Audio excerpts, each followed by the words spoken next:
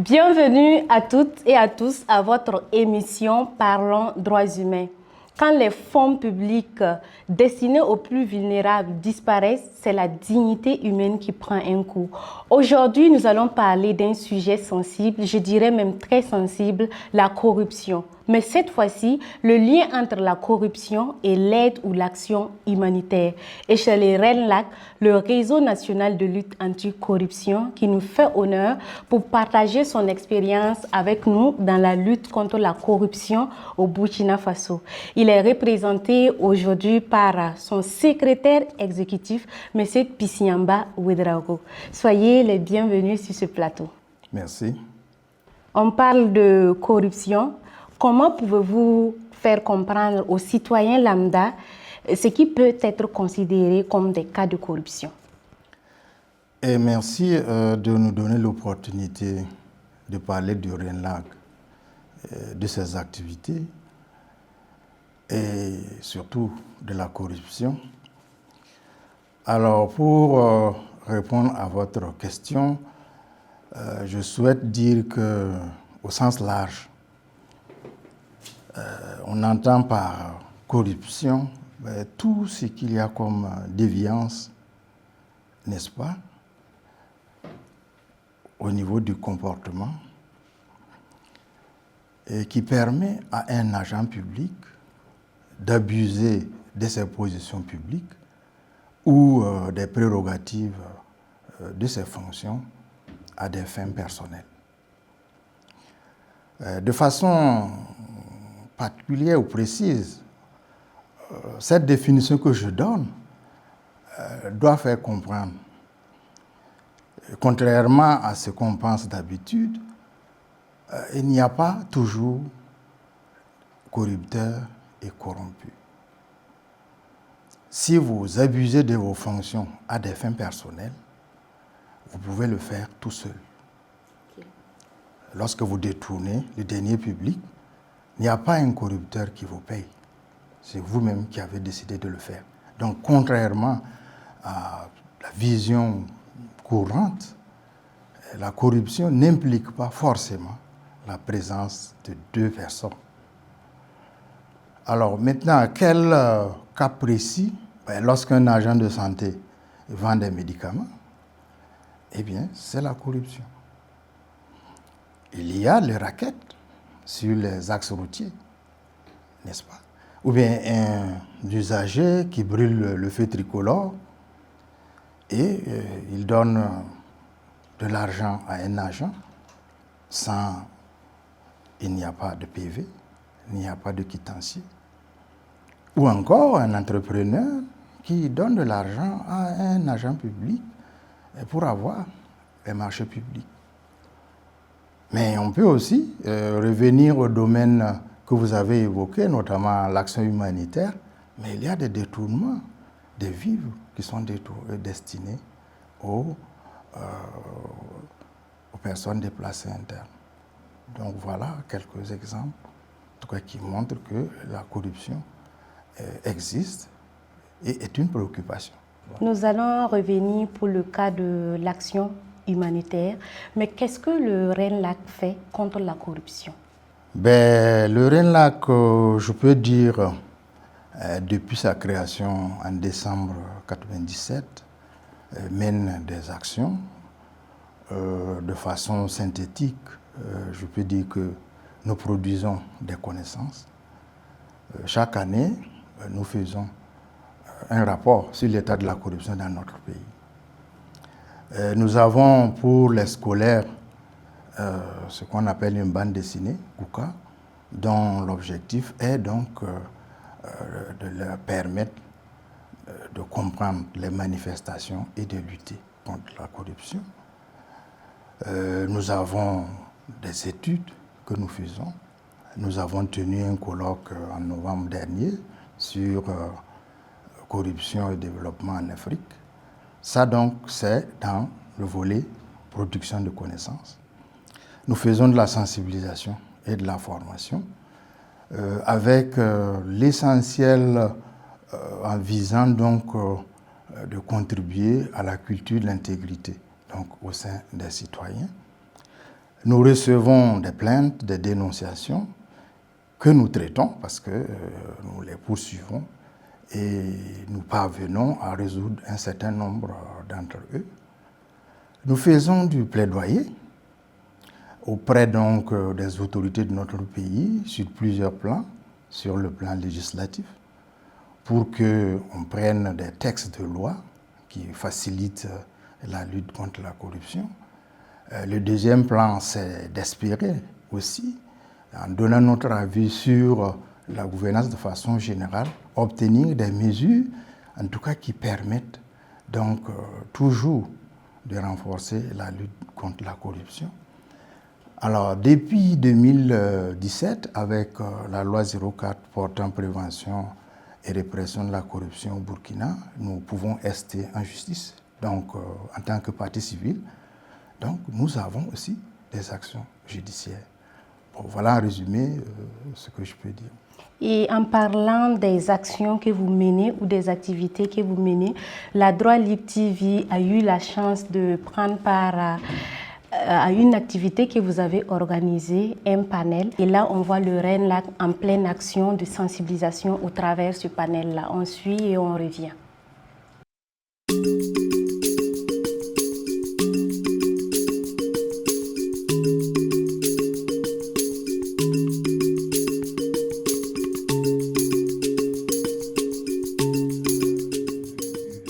Au regard de la persistance, bien sûr, de l'insécurité, qui aussi entretient la situation de vulnérabilité des populations déplacées, que le RENLAC pouvait, j'allais dire devait, apporter sa contribution, n'est-ce pas, à la recherche d'efficacité dans les mécanismes de prévention donc, de la corruption dans la gestion des actions humanitaires.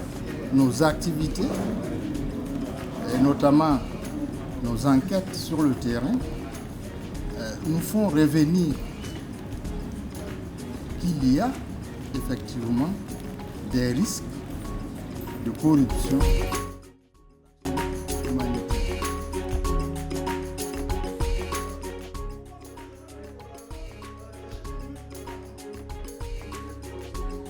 À vrai dire, il faut dire que ce n'est pas des solutions que nous avons préconisées. Nul n'a de solution à ce fléau. C'est des pistes de réflexion. Parce qu'il faut reconnaître, personne ne le nie, que nous avons un certain nombre, une panoplie de textes et de mécanismes qui, dans la théorie, paraissent efficaces. Mais la réalité que nous faisons, c'est le constat que nous faisons dans la réalité, et bien que, malgré cela, les gens arrivent à détourner des milliards dans des secteurs aussi sensibles que l'humanitaire. Ce qui nous interpelle tous sur la réflexion à apporter à des pistes pour améliorer la prévention et la répression. Ce que je retiens déjà, c'est que la lutte contre la corruption, c'est un combat permanent. Parce que quand on regarde, on essaie de voir le profil des corrupteurs et il a été dit que c'est tout le monde. Donc comme c'est tout le monde, c'est pas évident qu'on va réussir à l'éradiquer aussi facilement. Donc c'est un combat permanent.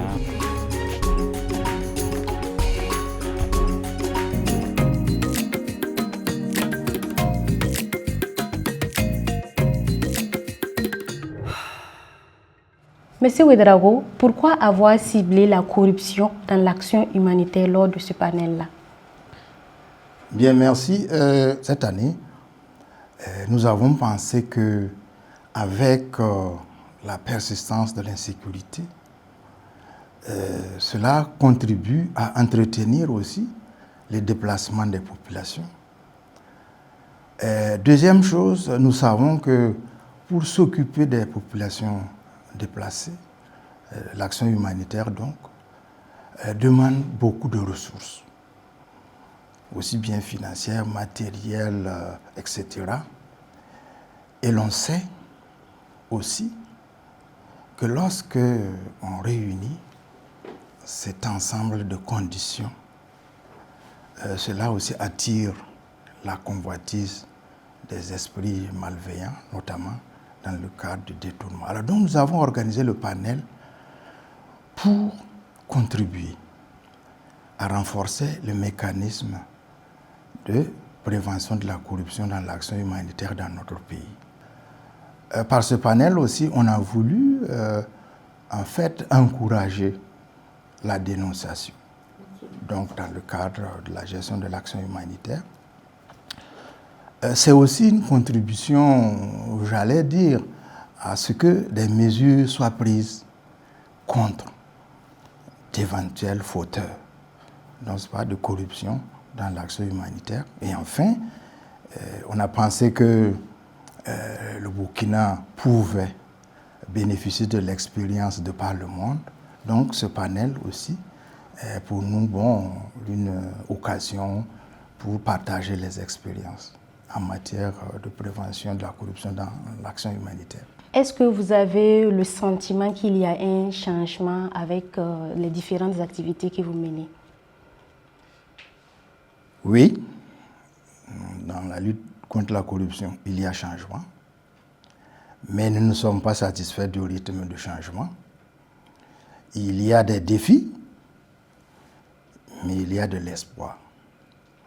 Alors quand je vous donne cette réponse, elle paraît peu confuse ou peut-être comporter quelques contradictions, mais en réalité, pour peut-être me faire comprendre rapidement, vous savez, si vous voulez faire une course pour aller d'un point A à un point B, vous devez pouvoir apprécier la distance parcourue, et ça en vous tournant pour regarder quelle est la distance parcourue depuis que vous avez quitté le point A.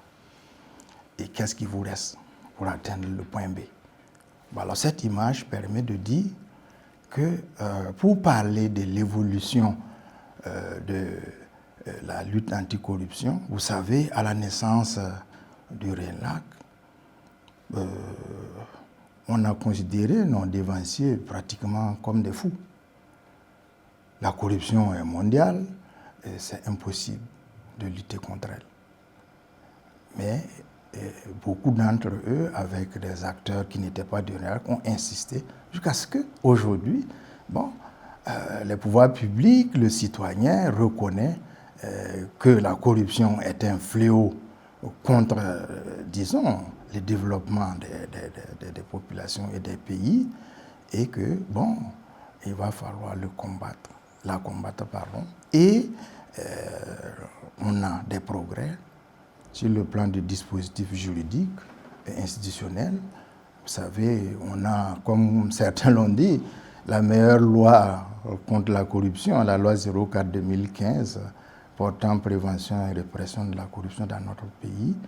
Quand même, bien que tous les textes soient perfectibles, donc ce texte-là, en tout cas, a mis en place un certain nombre de dispositions qui permettent effectivement, qui facilitent la lutte contre la corruption. Vous avez vu que depuis, il y a une autre loi à laquelle nous avons contribué à l'avènement, 04/22, qui a été la loi organique qui crée la SCLC, parce que l'autorité supérieure de contrôle d'État existait, mais il n'y avait pas le volet lutte contre la corruption. Donc, pensons que ça évolue. Il y a d'autres institutions comme la CENTIF, la cellule nationale d'information financière, de traitement de l'information financière, qui, dans le domaine. Donc, en tout cas, je peux dire qu'il y a progrès, mais il y a des difficultés. Notre dernier rapport 2023 montre que même si la fréquence de la corruption a baissé, la persistance du fléau est là. Est-ce que vous pouvez partager avec nous une expérience qui illustre que vraiment il y a un changement? Je sais que vous avez parlé des lois à travers votre lutte, mais est-ce qu'il y a des cas pratiques que vous pouvez prendre en exemple pour dire qu'il y a de l'évolution? Oui, je prendrai juste 2 exemples. Le premier est que de 2023 à aujourd'hui, nous avons enregistré une très grande évolution du nombre de plaintes et de dénonciations. à notre niveau. Et nous sommes passés de 628 plaintes et dénonciations en 2023 à presque 1000 en 2024. Ce qui veut dire que le citoyen a adhéré à la lutte contre la corruption et veut contribuer à ce que les fauteurs soient punis à la hauteur donc, des infractions qu'ils ont pu commettre. Alors, le second, c'est, de notre point de vue, la tenue aussi des procès. Je pourrais citer l'affaire de Bilgou, Vincent, qui est comme une autorité, qui a été ministre, donc qui a été poursuivi avec le RENLA comme partie civile. Donc, quand même, on peut dire que des gens de si haut niveau, de notre point de vue, ne doivent pas échapper. Même si le rythme, on souhaite qu'il soit beaucoup plus accéléré, il y a quand même des progressions et il faut que le citoyen soit optimiste et qu'il s'engage. En quoi la lutte contre la corruption est-elle cruciale dans ce contexte humanitaire actuel? Alors, il y a quelque temps, notamment en décembre 2022, le RENLAC a tenu cette journée nationale du refus de la corruption sur corruption et insécurité. Et ce panel nous a produit la conclusion que je vais vous dire, c'est qu'il y a un lien inséparable entre l'insécurité et la corruption, qui s'entretiennent mutuellement. Certains même ont dit que c'est un couple dangereux. Or, on sait que le besoin d'action humanitaire dans notre pays actuellement est lié à l'insécurité. Donc, de notre point de vue, derrière l'importance de l'action humanitaire à l'heure actuelle au profit des populations vulnérables, eh bien, avec l'insécurité, il y a un lien avec la corruption. Okay. Merci beaucoup, M. Ouedraogo, d'être passé sur ce plateau. C'est moi qui vous remercie. Vous qui êtes devant vos écrans, merci également à vous pour votre fidélité. En prenant rendez-vous avec vous pour la prochaine émission, n'oubliez pas de liker, de partager, de commenter. Et comme j'ai l'habitude de le dire, cette émission, nous la réalisons pour vous. Au revoir et à la prochaine.